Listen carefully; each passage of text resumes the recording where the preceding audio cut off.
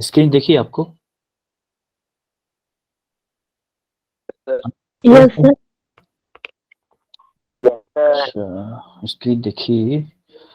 तो आप में से मुझे कोई बताएगा कि वेक्टर्स क्या होते हैं और इनकी जरूरत क्यों पड़ी, क्यों जरूरत पड़ी हमें वेक्टर पढ़ने की फिजिक्स में? कोई भी हैंड रेस करो, हैंड रेस। जो हैंड रेस हैं ऑलरेडी, इनको मैं क्या मानूं?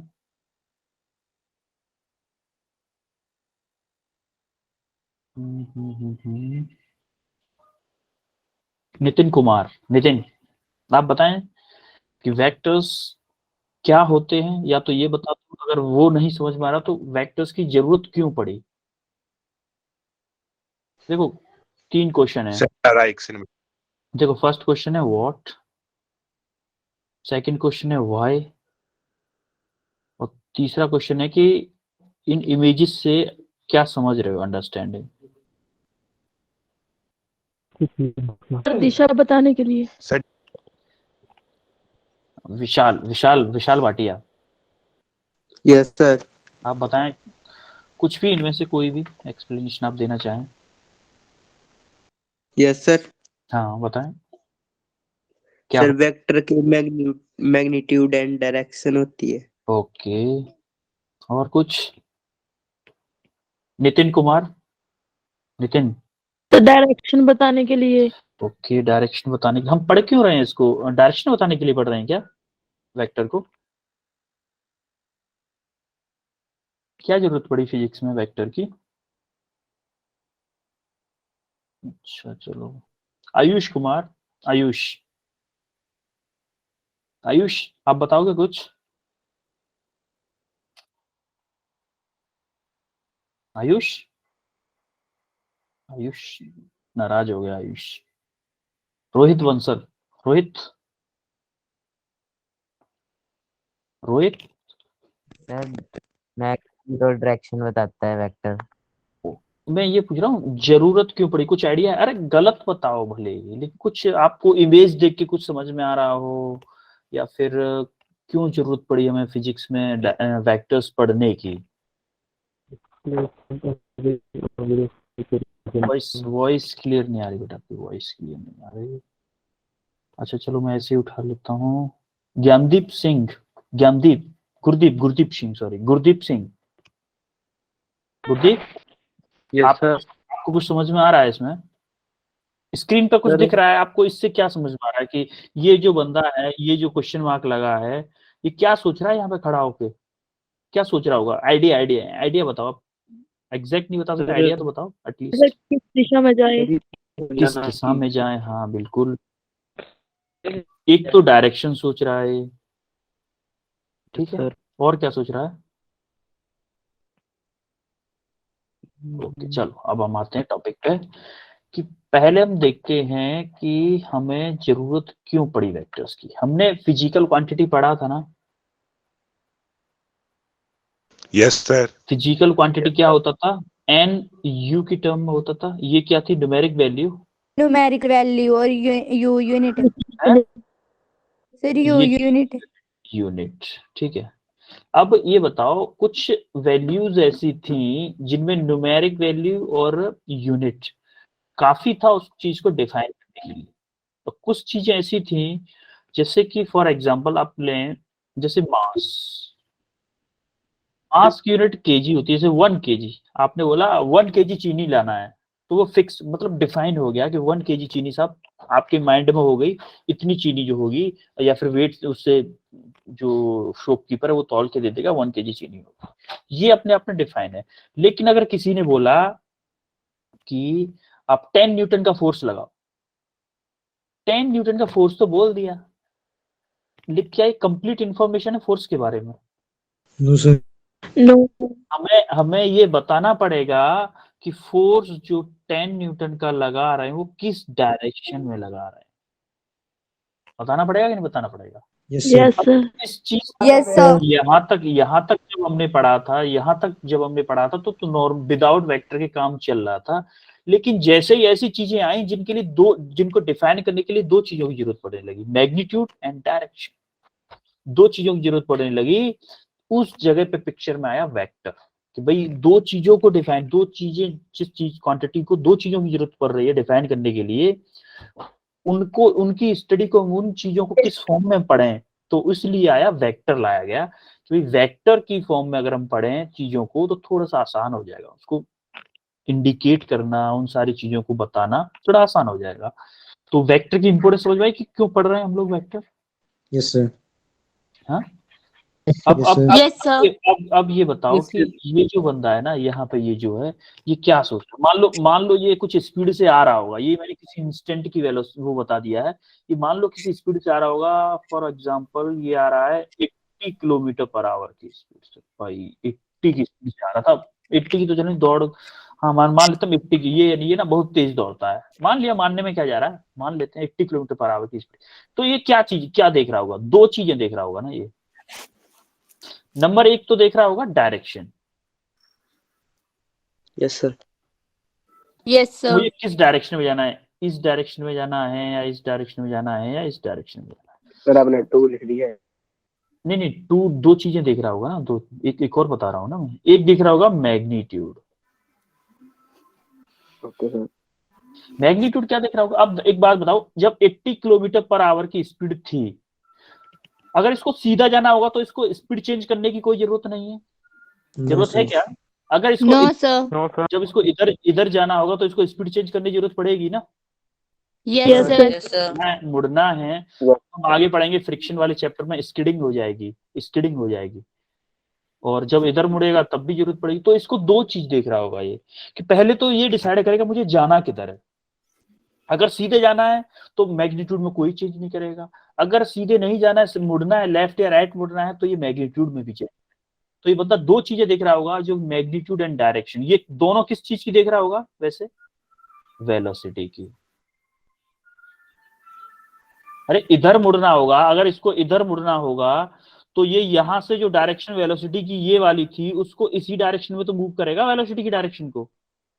Yes sir. है Yes, sir. ये क्या सोच रहा है यहाँ पर? दो चीजों को, मैग्नीट्यूड एंड डायरेक्शन, दो चीजों के बारे में सोच रहा है। ऐसे यहाँ पे देखो, ये वाले में, यहां से ए पॉइंट से बी पॉइंट तक, आपने थोड़ा सा फिजिक्स आपके स्कूल्स में हो गया है, इसलिए मैंने ये इमेज डाला है यहाँ पे। अच्छा, ये एक बात बताओ, ये जो डॉट्स लाइन है, डॉट लाइन है, डॉटेड वाली तीनों लाइन, ये क्या शो कर रही है? कोई बताएगा मुझे? ये हम पढ़ेंगे आगे हम सारी चीजें पढ़ेंगे, बस मैं ऐसे ये अपनी नॉलेज के लिए पूछ रहा हूँ कि आपको जो स्कूल्स में पढ़ाया है, कि आपको कितनी चीजों के बारे में जानकारी है, कितने, उस हिसाब से हम चीजों को डिजाइन। शो कर क्या शो कर रही है? The distance. डिस्टेंस। और ये ब्लू लाइन जो है, ये वाली डिस्प्लेसमेंट। बिल्कुल सही कहा आपने, ये डिस्टेंस शो कर रही है, ये डिस्प्लेसमेंट शो कर रही है। तो ये जो डिस्प्लेसमेंट है, ये वेक्टर क्वांटिटी है। चलो ये इस पे हम Yes, डिस्कशन sir. करते हैं। चलो Yes, sir. इस पे डिस्कशन पूरा एक स्लाइड बनी हुई है डिस्प्लेसमेंट पे, डिस्टेंस डिस्प्लेसमेंट पे, कोई दिक्कत है उसमें देखें। अब देखो फिजिकल, ये हमने पढ़ा था फिजिकल क्वांटिटी, जो हमने फिजिकल क्वांटिटी पढ़ा था हमने, उन चीजों को वो क्वांटिटीज को दो चीजों में डिवाइड किया गया, स्केलर क्वांटिटी और वेक्टर क्वांटिटी। अब स्केलर क्वांटिटी क्या होती है? ये किसी का माइक ऑन है ना? किसका माइक ऑन है? अभिषेक।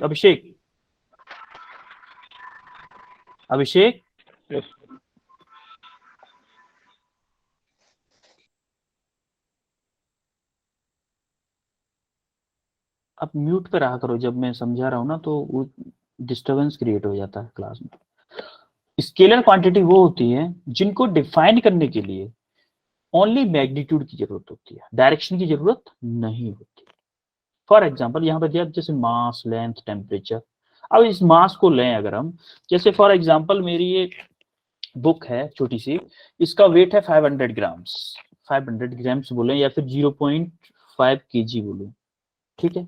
अगर यहाँ पे इसकी जो मास है 500 ग्राम्स है, मैं वेट की बात नहीं कर रहा हूँ, मैं बात कर रहा हूँ मास की।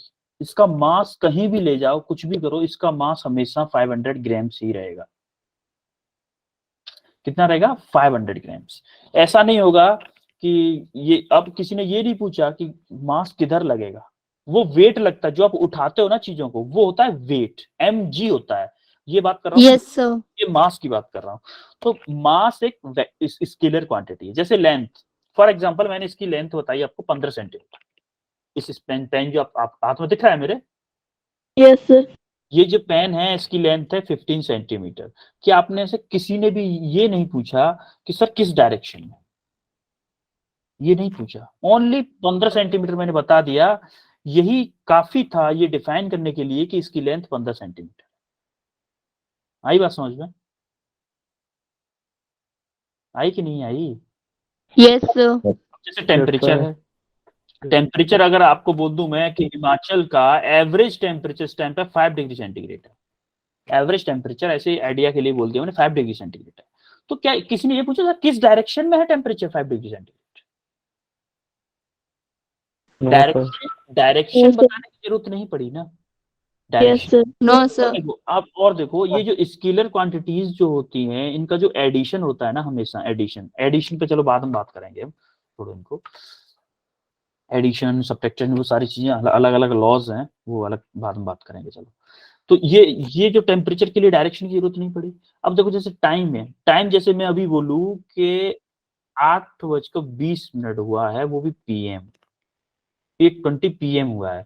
अब किसी ने भी, सबके पास यही टाइम हो रहा होगा, एक आध मिनट इधर उधर होगा सबकी वॉच में, या फिर मैंने थोड़ा सा लेट 8:18 हो रहा है मैंने 8:20 लिख दिया है, बस इतना ही फर्क है ना।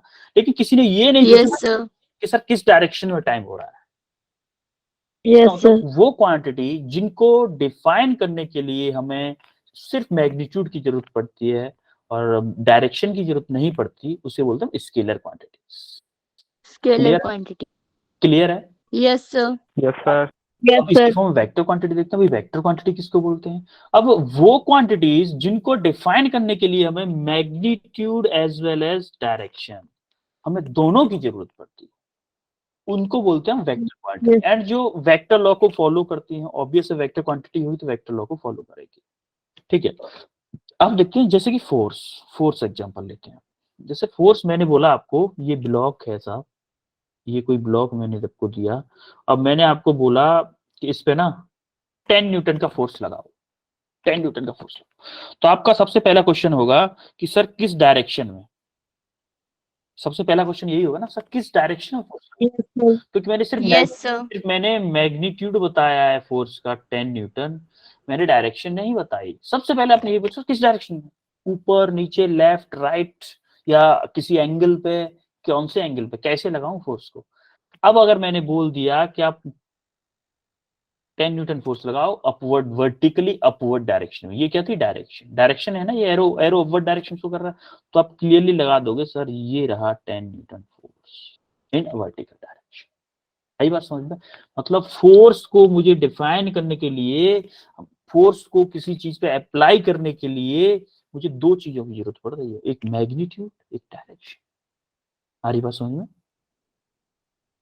Yes, sir. क्लियर है यहाँ सर क्लियर है? ठीक है, अब अगर क्लियर है तो उसके बाद देखते हैं, जैसे ही वेलोसिटी का एग्जांपल ले लेते हैं।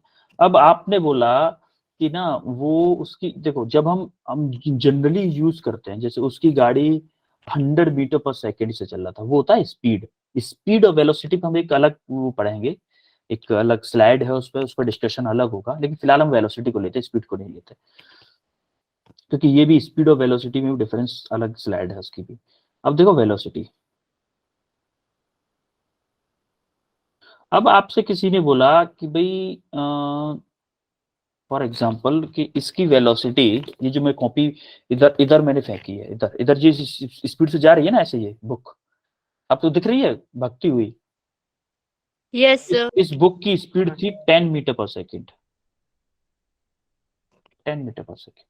तो आपने पूछा सर किस डायरेक्शन में, आपको दिख रही है इसलिए तो पता है, मैंने बोल दिया ये बुक रखी है, मैं इसको 10 मीटर पर सेकेंड की स्पीड से फेंकूंगा, तो बताओ इसको दूसरे पॉइंट पे पहुंचने में कितना टाइम लगेगा। तो उससे पहले आप पूछोगे सर किस डायरेक्शन में फेंक रहे हो, Yes, sir. वर्टिकली, ऐसा तो नहीं आप यहाँ से सिर्फ नीचे की तरफ फेंक रहे हो तो कम टाइम लगेगा, ऐसा तो नहीं आप यहाँ से 10 मीटर पर सेकंड ऊपर की तरफ फेंक रहे हो तो ज्यादा टाइम लगेगा। समझ में आ रही मेरी बात?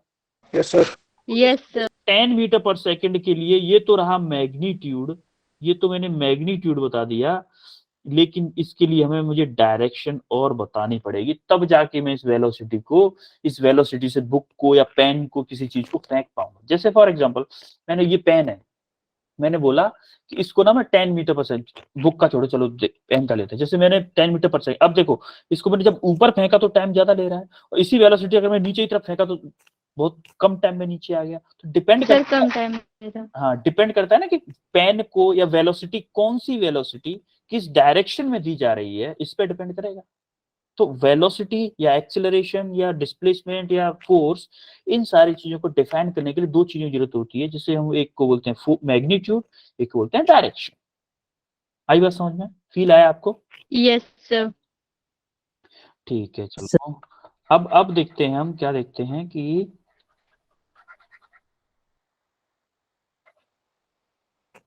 अब इसको रिप्रेजेंट कैसे करते हैं। कैसे रिप्रेजेंट करते हैं भाई? अब देखो, वेक्टर को जो रिप्रेजेंट किया जाता है वो एरो की फॉर्म में रिप्रेजेंट किया। जैसे आपको ये ब्लू कलर का एरो दिख रहा है, ब्लू कलर का, यहाँ से लेके यहाँ तक, यस सर। ये जो पीछे वाला साइड होता है, जैसे पूंछ, जिसको पूंछ बोलते हैं, टेल मतलब पूंछ, जो पीछे वाली साइड होती है उसको बोलते हैं टेल, और जो एरो, जहां पे एरो का सिंबल होता है ये वाला, ये इसको बोलते हैं हम हेड और टेल। ठीक है, अब देखो, ये जो हेड की जो डायरेक्शन होती है ना, हेड क्या करता है, वो एरो की जो डायरेक्शन होती है वो हमारे जो वेक्टर क्वांटिटी है उसकी डायरेक्शन शो करता है। जैसे फोर्स था, जैसे मैंने बोला फोर्स लगाओ, फोर्स वेक्टर ड्रॉ करो, आप फोर्स वेक्टर 10 न्यूटन का फोर्स वेक्टर ड्रॉ करो, और वो भी हॉरिजॉन्टल राइटवर्ड डायरेक्शन में। तो एक फोर्स वेक्टर ड्रॉ करो, ये मान लो F1 था, ये F2 ड्रॉ करो 15 न्यूटन का और लेफ्ट डायरेक्शन में। चलो इसको छोड़ो, राइट, इसको लिख देता हूँ लेफ्ट। ठीक है, अभी इसको बताऊंगा मैं पूरा। और ये जो लेंथ है ना, इसकी लेंथ यहां से लेके ये यहां से लेके यहां तक जो लेंथ है, ये किसके इक्वल होती है? ये जो 10 न्यूटन है मैग्नीट्यूड, ये जो लेंथ होती है वो होती है मैग्नीट्यूड के इक्वल। जो वेक्टर की जो लेंथ होती है वो इक्वल होती है जो वेक्टर का मैग्नीट्यूड दिया होता है, और जो एरो होती है वो होती है, जो वेक्टर की जो एरो होती है वो वेक्टर की डायरेक्शन उसमें होती है, दिशा। जो वेक्टर की जो एरो होगी ना, जैसे यहाँ पे ये मान लो पेन की निप है, वो एरो का सिंबल शो कर रही है। तो अगर मैंने इस डायरेक्शन वेक्टर बनाया, ऐसे वेक्टर बनाया है, इसका मतलब ये जो फोर्स वेक्टर लग रहा होगा ना, ये ऐसे लग रहा होगा। मेरी बात समझ में आ रही है आप लोगों को? एरो का मतलब जिस जिस जिस साइड में एरो फेस करेगा उसी डायरेक्शन में जो हमारा वेक्टर होगा उसकी डायरेक्शन में। अब देखो, इनको देखते हैं जरा, ये जो टू वेक्टर्स हैं, ये जो टू वेक्टर मैंने बनाए उनको ड्रॉ करते हैं ना। जैसे फर्स्ट वेक्टर को ड्रॉ करूं मैं राइट डायरेक्शन में 10 न्यूटन का, ये मैंने ड्रॉ किया 10 न्यूटन का। अब देखो, ये जो एरो की डायरेक्शन क्या शो कर रही है, ये क्या शो कर रही है? लेफ्ट, राइट डायरेक्शन, क्योंकि ये F1 ड्रॉ किया है मैंने, F1। अब देखो F2 क्या है? F2 है 15 न्यूटन लेफ्ट। अब देखो 15 न्यूटन, इससे कुछ बड़ा होगा ना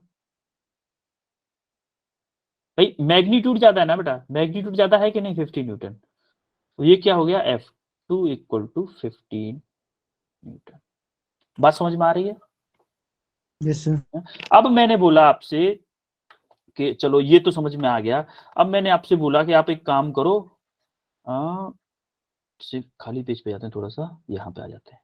अब मैंने आपसे बोला कि आप एक फोर्स ड्रॉ करो 20 degree north of east, 20 degree north of east. अब देखो, ये हमारा जो था ऐसे करके, ये इधर से शो हो रहा है, जैसे ईस्ट वेस्ट नॉर्थ साउथ।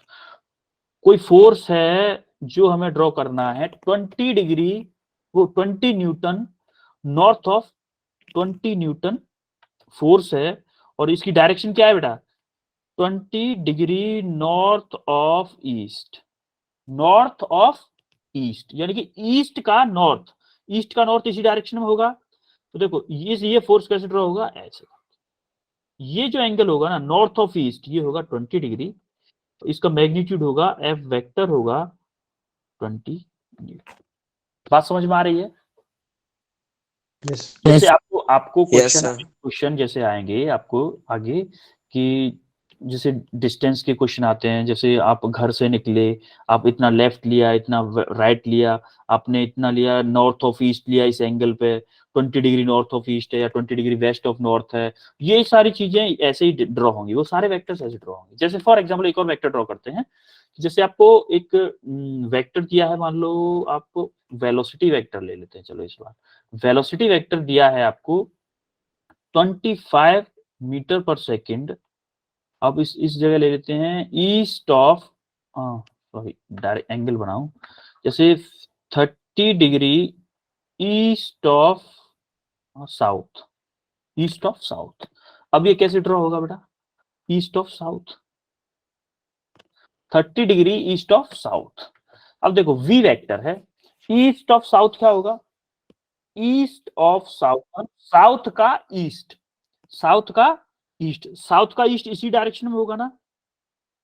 देखो साउथ का वेस्ट इस डायरेक्शन में, साउथ का ईस्ट इस डायरेक्शन में होगा। समझ में आ रही है आप लोगों को? अरे कुछ तो रेस्पॉन्ड करो, यस नो कुछ तो करो। Yes, sir. Yes, sir.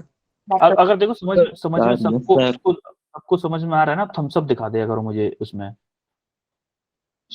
Message box में, तो उससे मुझे थोड़ा सा क्लियर हो जाता है, क्योंकि सब लोग एक साथ माइक ऑन करके नहीं बोल सकते, लेकिन सब लोग मैसेज तो टाइप कर सकते हैं।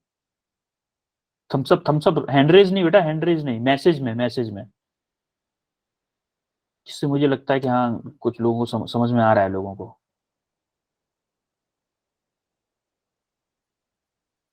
ठीक है, अब देखो जो वेलोसिटी वेक्टर है मुझे ड्रॉ करना है 25 मीटर पर सेकेंड का 30 degree east of south. 30 degree east of south का मतलब क्या है?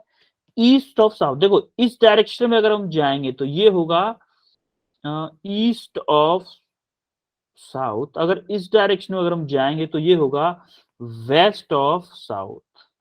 आ रही बात समझ में? Yes, sir.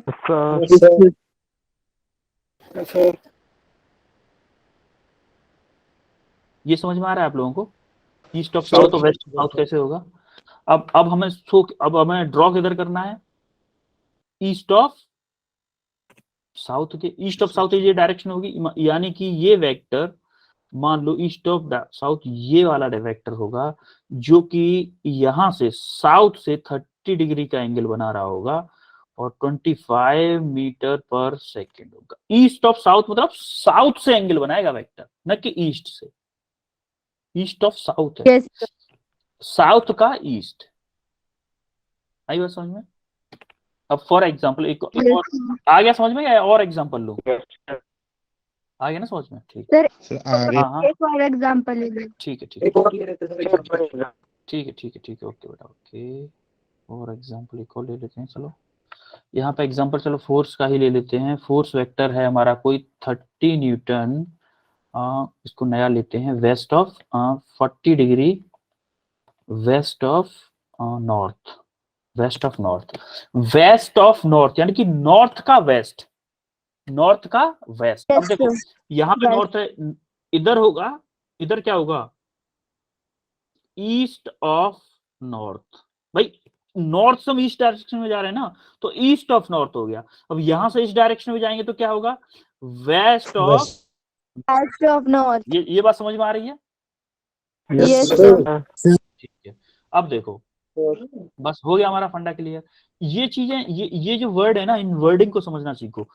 East of south है तो साउथ का ईस्ट, वेस्ट ऑफ नॉर्थ है मतलब नॉर्थ का वेस्ट, नॉर्थ का वेस्ट वाला साइड 40 डिग्री बना रहा है नॉर्थ वेस्ट ऑफ नॉर्थ, यानी कि ये जो एंगल है, जो एंगल बनेगा,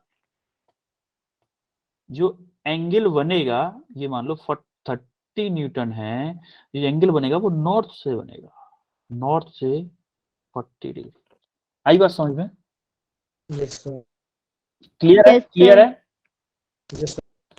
अब देखो ये यहाँ इसमें सब कुछ क्लियर है कि मैग्नीट्यूड। अब देखो यहाँ ये देख लो बस कि ये जो वेक्टर रिप्रेजेंटेशन होती है इसको बोलते हैं मैग्नीट्यूड ऑफ वेक्टर। ये जो है ना मैग्नीट्यूड, इसको बोलते हैं मैग्नीट्यूड। अब मैग्नीट्यूड हम बार बार ये ना लिखना पड़े हर बार, ये जरा टाइप करने में ये ज्यादा आता है मैग्नीट्यूड, इसीलिए हम उसको लिख देते हैं ए ओनली। जैसे कोई फोर्स वेक्टर है, अगर हमें उसका मैग्नीट्यूड फॉर्म में लिखना है तो हम इसको एफ लिख देंगे, ओनली एफ लिख देंगे। लेकिन कायदे में इसका वो क्या होता है, मॉड। इसका मतलब तो जानते हो ना, मॉड होता है ये। Yes, sir. हाँ, मॉड होता है, इसका मतलब magnitude. Yes, sir.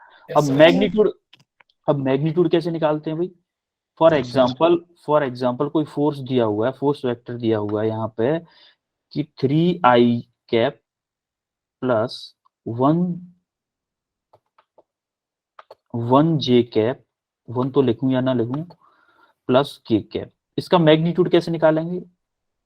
F vector equal to under root, देखो आई का फॉर एग्जाम्पल, चलो यहाँ पे माइनस ले लेते हैं जिससे थोड़ा और क्लियरिटी होगी। आई का जो कोफिशिएंट है वो 3 है, 3 का स्क्वायर Yes, sir.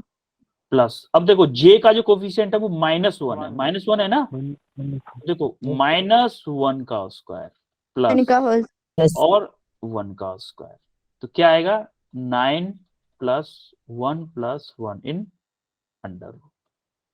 तो क्या आ जाएगा आंसर में? Under root 11। आई बात समझ में आप लोगों को? ये होता है Yes, मैग्नीट्यूड। अब हम sir. इसको इन फ्यूचर हम लोग क्या यूज करेंगे? ए, जैसे एफ ओनली एफ। अगर हम एफ यूज करेंगे इसका मतलब ये है कि ये मैग्नीट्यूड है इसका, ठीक है? Yes, sir. ओके। अब देखो टाइप्स ऑफ वेक्टर। अब जो वेक्टर हम पढ़ते हैं वो डिफरेंट टाइप्स के होते हैं, किस किस टाइप के हैं ये चीजें, और हम पढ़ेंगे कि कितने टाइप में के वेक्टर्स। दोबारा बताना क्या हुआ? कोई कुछ कह रहा है क्या कोई? दोबारा बताना जो इसके ऊपर किया कैप वाला वेक्टर को दोबारा बता दे एक बार। ये वाला ना, मैग्नीट्यूड वाला, मैग्नीट्यूड। sir. हाँ एक सेकंड चलो दोबारा बता देते हैं बेटा, कोई दिक्कत नहीं।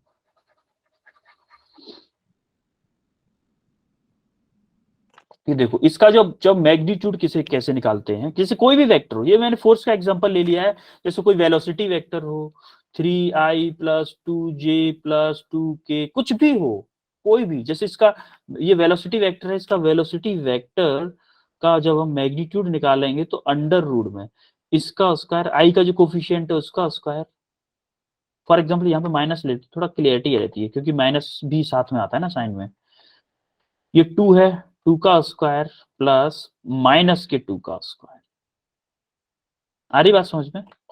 ये होता है। अब देखो इसको सॉल्व कर लो, 9 + 4 + 4 कितना हुआ? 17। 17. तो जो वेलोसिटी का जो वेक्टर का मैग्नीट्यूड है वो क्या आया? 17, अंडर रूट 17। ऐसे इसका निकाल दो, इसका क्या होगा? अंडर रूट में 3 का स्क्वायर प्लस -1 का स्क्वायर प्लस 1 का स्क्वायर, होगा कि नहीं होगा बेटा? Yes, sir. अब देखो कुछ लोगों ने बताया भी है 17 आएगा। जैसे इसका 9 + 1 + 1 कितना आया अंडर रूट में? अंडर 7. आया बेटा समझ में? किसने पूछा था अभी? समझ में आया आप लोगों को? Yes, sir. क्लियर है? Yes, sir. ठीक है, ओके। अब देखो टाइप्स ऑफ वेक्टर में क्या होता है कि जो वेक्टर कितने टाइप्स में डिफाइन है उन चीजों को पढ़ेंगे हम। ये थ्योरेटिकल पार्ट है, जनरली थ्योरेटिकल पार्ट है, और नीट वीट की ज्यादा इंपोर्टेंट है नहीं वैसे हमारे लिए। नीट के लिए इंपोर्टेंट ये आपके, हाँ लेकिन आपके जो बोर्ड एग्जाम्स के लिए इंपोर्टेंट है। टाइप्स ऑफ वेक्टर करके क्वेश्चन आ सकता है बोर्ड एग्जाम्स में आपके, ये बात पक्की है कि बोर्ड एग्जाम्स में क्वेश्चन आ सकता है।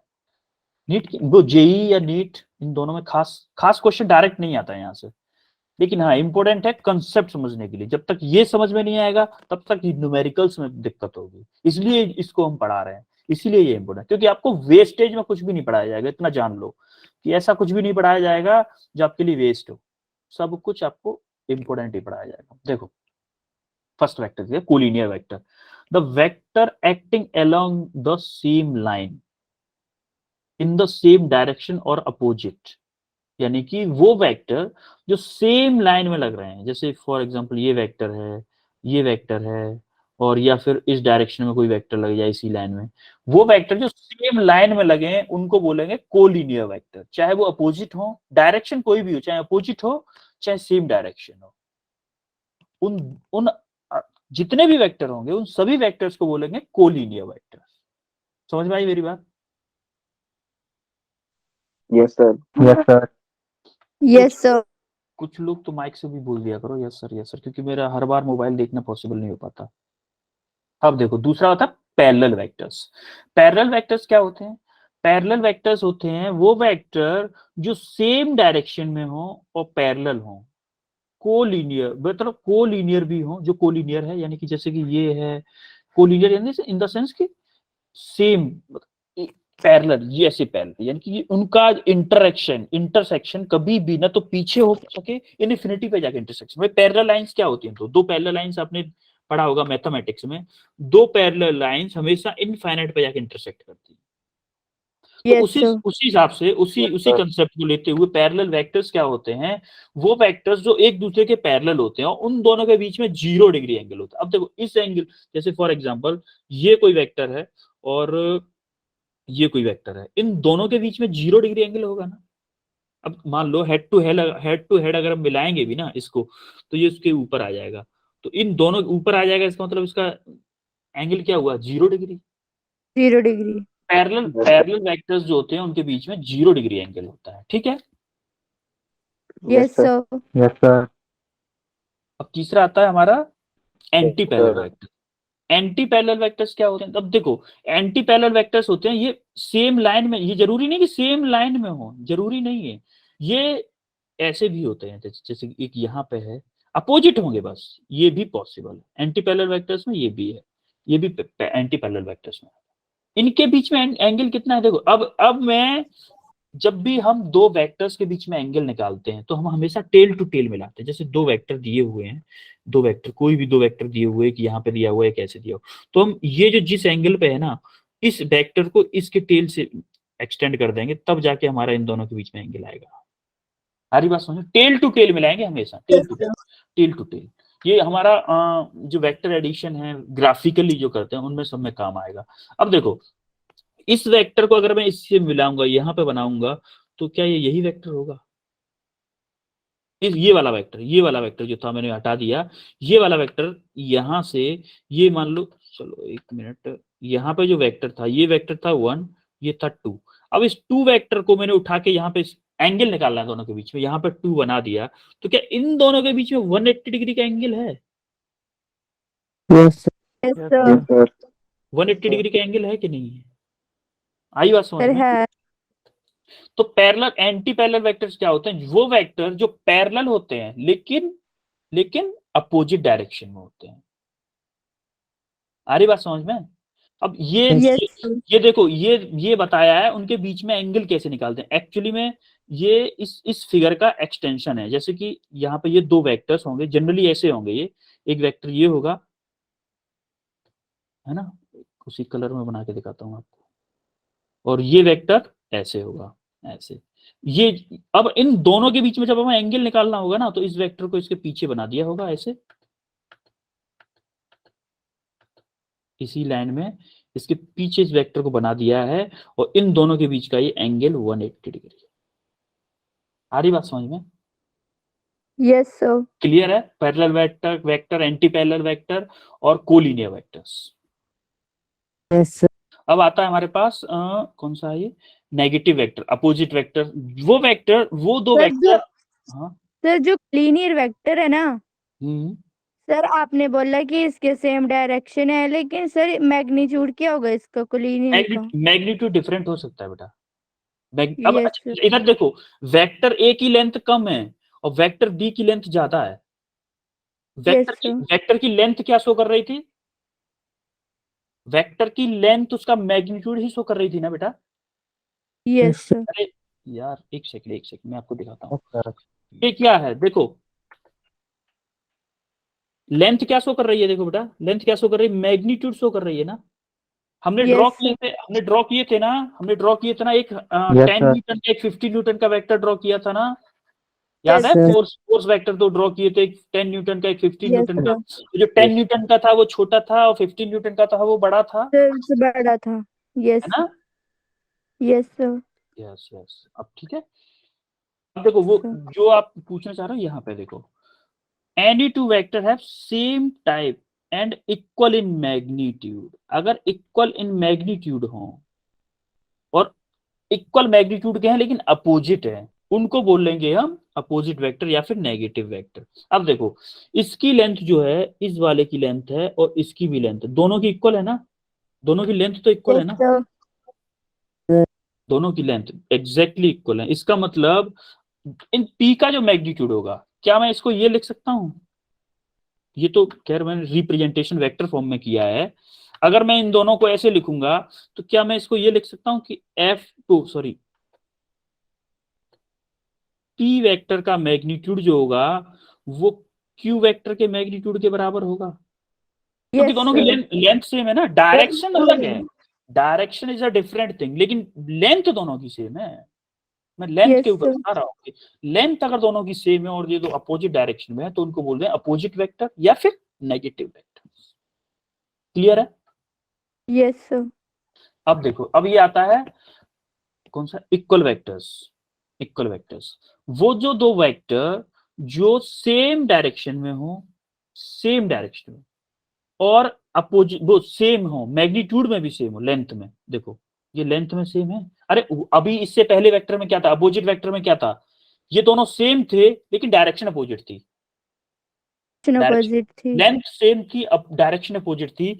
अब इसमें क्या है, इस वाले वेक्टर में क्या है, उस वाले वेक्टर में क्या था, देखो वेक्टर रिप्रेजेंटेशन में ये दोनों अलग थे, जैसे कि जो पी वेक्टर था वो माइनस क्यू वेक्टर की था, क्योंकि माइनस किस वजह से है, क्योंकि पी की सर जो डायरेक्शन है opposite, अपोजिट डायरेक्शन सर है। अब opposite यहाँ पे, direction में, अब यहाँ पे देखो ये पी वेक्टर और क्यू वेक्टर भी इक्वल होंगे और इन दोनों के मैग्नीट्यूड भी इक्वल होंगे, yes sir, ये भी सही है और ये दोनों भी, ये दोनों वैलिड होंगे इस जगह पे।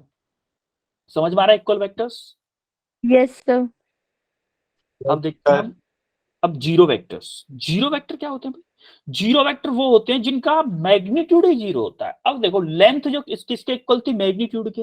वेक्टर की जो लेंथ होती है, वेक्टर की जो लेंथ होती है वो मैग्नीट्यूड के इक्वल होती है ना। अभी जस्ट इस स्लाइड से पहले मैंने बताया था कि जैसे yes sir, जो वेक्टर की yes लेंथ sir, होती है, अब देखो ये जो मान लो वेक्टर की लेंथ थी ये मैग्नीट्यूड के इक्वल थी, ये जो लेंथ है। अब मुझे ये बताओ कि मैंने जैसे बोला पहले आपसे कि 10 न्यूटन का वेक्टर बनाओ, 10 न्यूटन मैग्नीट्यूड था, आपने 10 न्यूटन का बना दिया। अब मैंने बोला आपको 1 न्यूटन का बनाओ, आपने 1 न्यूटन का बना दिया, छोटू सा बना दिया 1 न्यूटन का, ये नहीं 1 न्यूटन का। अब मैंने बताया 0.01 न्यूटन का बनाओ, आपने छोटू सा बनाया 0.01 न्यूटन, 0.01 न्यूटन का वेक्टर बनाया। डायरेक्शन सबकी हमने सेम रखी है इसी डायरेक्शन में, ठीक है, yes sir, डायरेक्शन सब। अब मैंने बोला आपसे कि 0 न्यूटन का वेक्टर बनाओ, ये 0.01 न्यूटन का था, मैंने बोला 0 न्यूटन का वेक्टर बनाओ, तो आप क्या बना सकते हो, 0 लेंथ का वेक्टर बना सकते हो क्या कोई? no sir, no sir, zero length का वेक्टर बनाना पॉसिबल ही नहीं है। अब आप एक बात बताओ, जैसे आपने पॉइंट यहाँ पे बना दी, यहाँ पे पॉइंट बना दी, इसकी भी कुछ न कुछ डायमेंशन 0.001 mm क्यों ना हो, लेकिन इस पॉइंट की कुछ न कुछ डायमेंशन तो होगी ना।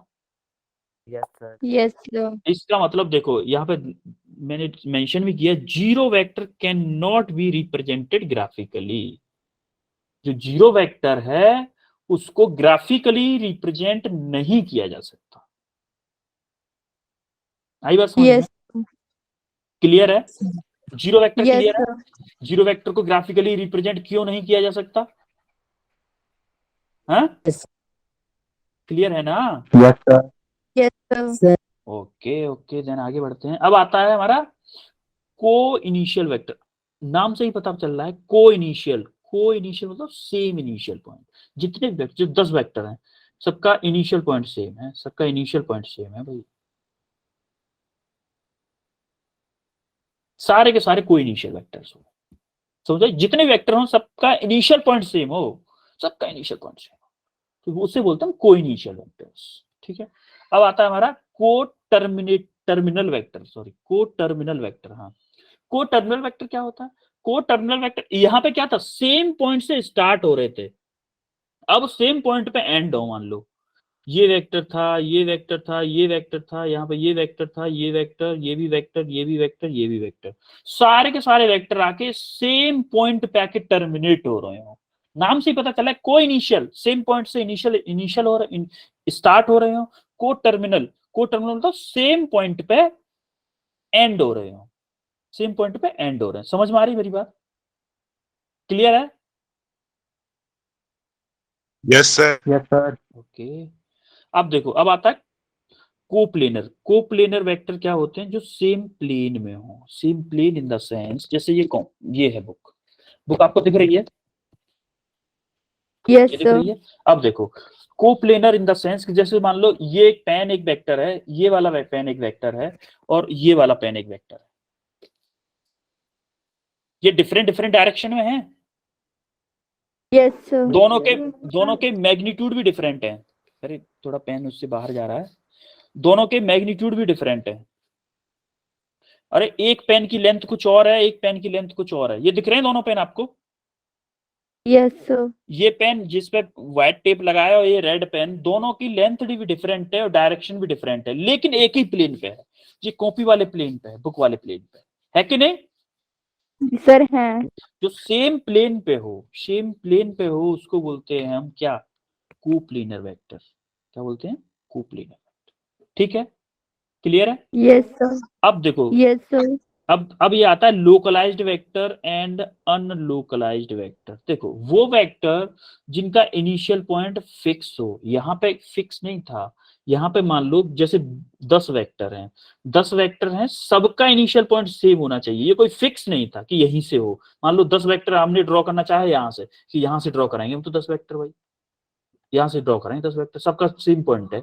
अब को इनिशियल वेक्टर क्या होते हैं कि हम इनिशियल पॉइंट फिक्स है भाई, कितने भी वेक्टर बना लो, आपको एक ही इसी पॉइंट से बनाने पड़ेंगे, चाहे कुछ भी करो, हमें यहीं से बनाने हैं। सारे वेक्टर इसी पॉइंट से बनाने पड़ेंगे, उनको बोलते हैं को इनिशियल वेक्टर। और जिनका इनिशियल पॉइंट फिक्स नहीं होता है, उनको बोलते हैं नॉन को इनिशियल वेक्टर या फिर अन को इनिशियल वेक्टर, अनलोकलाइज्ड, सॉरी, अनलोकलाइज्ड और लोकलाइज्ड। लोकलाइज्ड वेक्टर किसको बोलते हैं? जिसका पॉइंट फिक्स पॉइंट डिसाइड हो, और जिसका फिक्स पॉइंट डिसाइड ना हो उसको बोलते हैं अनलोकलाइज्ड। समझ में आई? क्लियर है? Yes sir. डन है? हाँ, Yes, sir. किसी को Yes. Confusion? No, sir. No, sir. Okay. अब आता है यूनिट वेक्टर पे। किसी ने मैसेज भी किया था, unit vector, unit vector, unit vector, देखो कुछ टाइम पहले। हाँ, ये दिव्यांशु रघुवंशी। बेटा सब्र रखा करो, धीमे धीमे धीमे धीमे हम सारी चीजें पढ़ेंगे, ठीक है? अब देखो, unit vector, when a vector divided by its magnitude is called unit vector.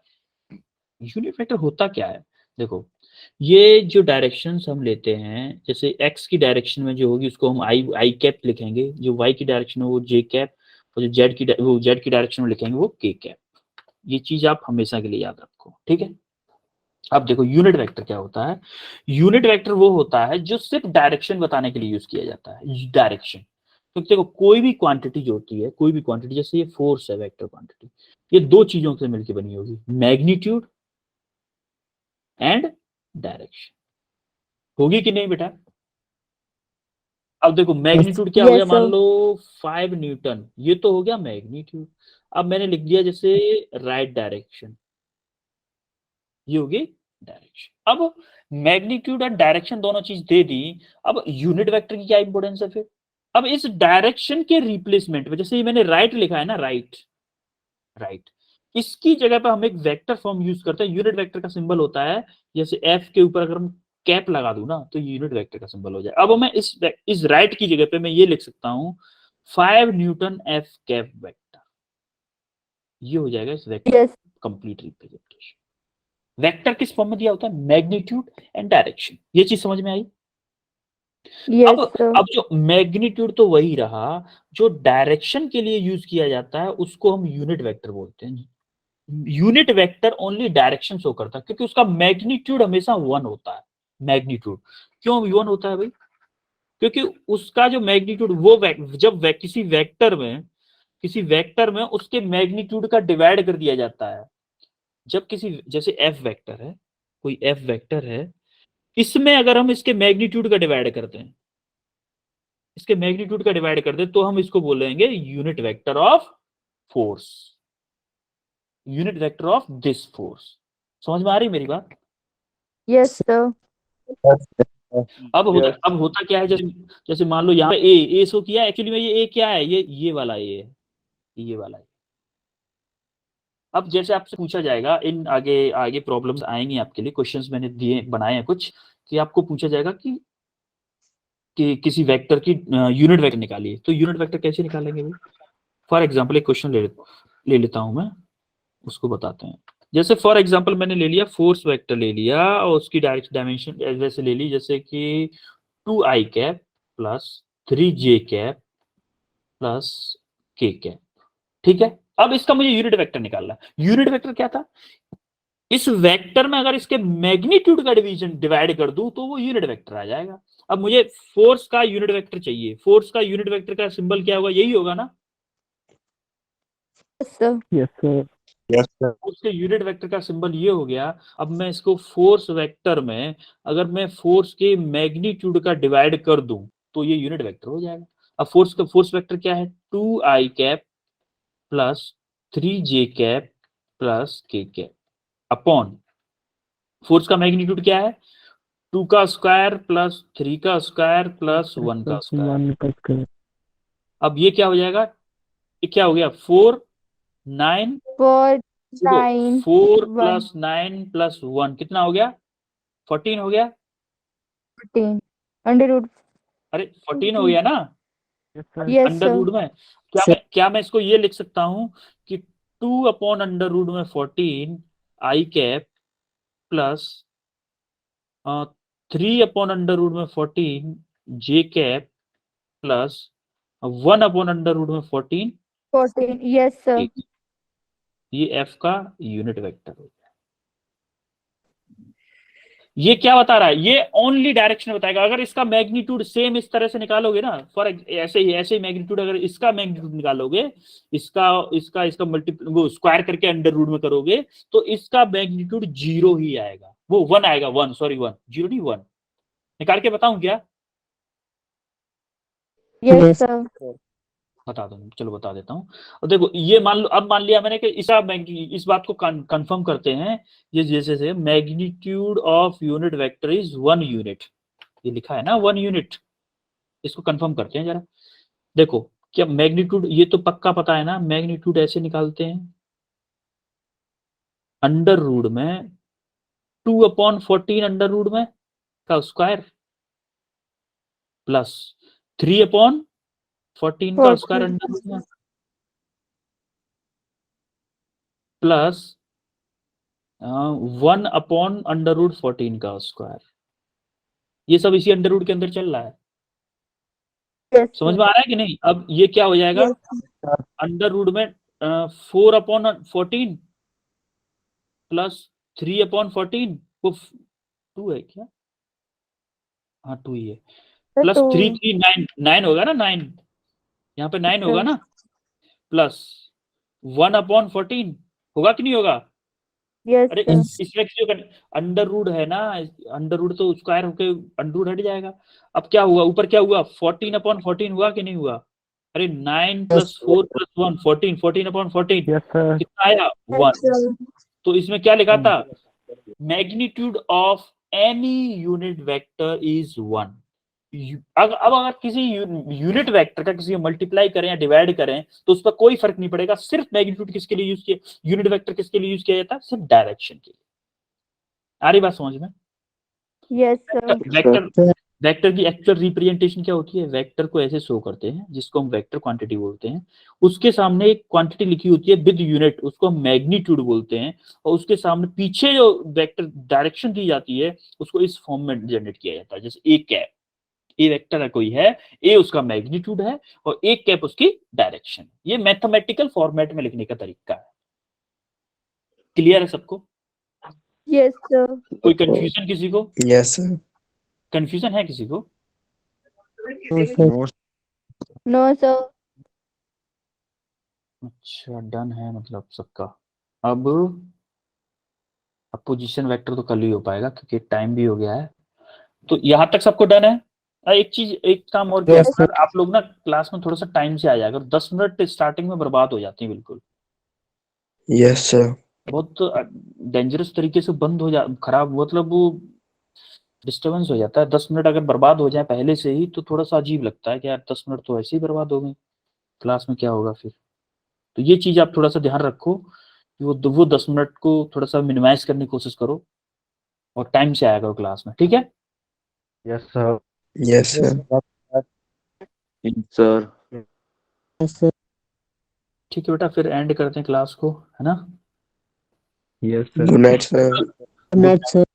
Good night everyone, good good night, night sir. Good night, sir. Good night everyone, good night, good night sir. Good night, good night, good night.